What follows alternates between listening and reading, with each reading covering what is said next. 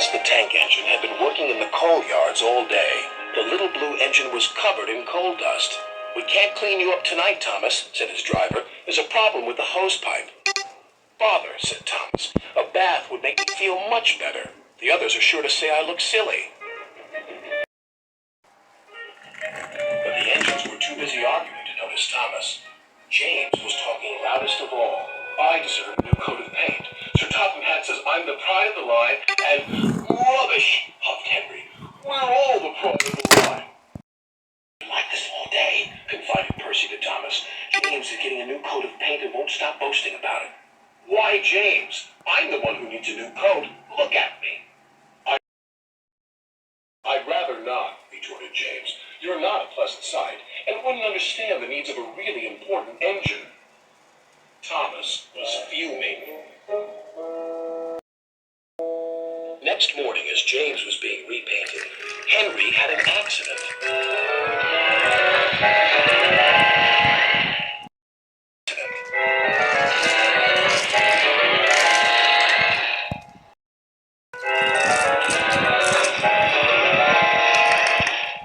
"If you can't push cars properly, Henry, why not talk to a tree instead? You know how much you like the forest." "As a matter of fact, bossy boiler, Sir Topham Hatt is inspecting the island for trees that are too close to the line. He's worried they might cause trouble." "Ha!" laughed James. "If I came upon a tree, I'd just push it aside." "Really?" Henry replied.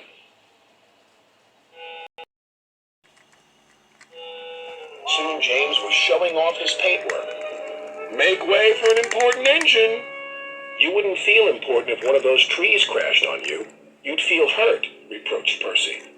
"Rubbish! It wouldn't dare." "You should be careful, James. Trees can be just as powerful as engines," advised Terence. "Oh, please." "Now, excuse me, Sir Topham Hatt needs me to pull the express." And he huffed away.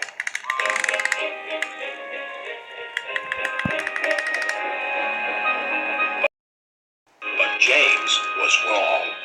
"You must go to the yards and collect an important goods train, James." "It's heavy, so be careful," said Sir Topham Hatt. "But, sir, I've just been repainted. Can't Thomas or Percy do it? They're dirty and like working with freight cars." "Really useful engines don't argue." So James didn't. When he arrived at the yards, the weather had changed for the worse. "Your color's nice, James. Pity about your face, though," said a freight car. James ignored them and set off.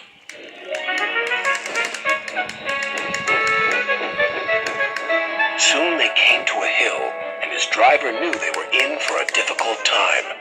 An old tree close to the track was being blown by the strong winds, and the rain had weakened the slope. All of a sudden, the tree moved.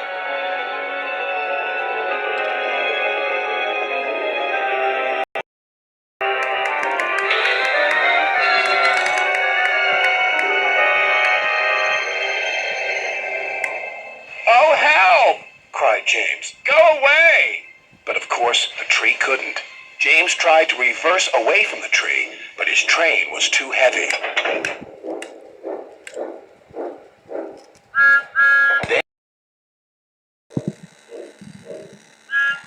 Then he heard a whistle. "It's Thomas," called his driver. James felt embarrassed and worried that Thomas would laugh at him, but Thomas didn't. He knew this was no time for teasing. "Beep, beep. I'm ready," whistled Thomas. "Ready," whistled Thomas. "So am I," replied James. "As ready as I'll ever be." They were just in time.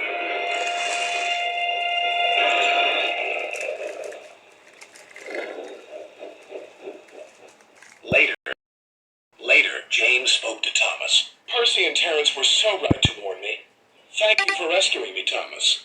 "Oh, that's all right. We engines must pull together, whatever the weather." Just then, Edward bustled in. "Sir Topham Hatt thinks you're both brave engines. Thomas, you're going to have a new coat of paint. And James, Sir Topham Hatt says that tomorrow you'll pull the special express." Everyone was very happy.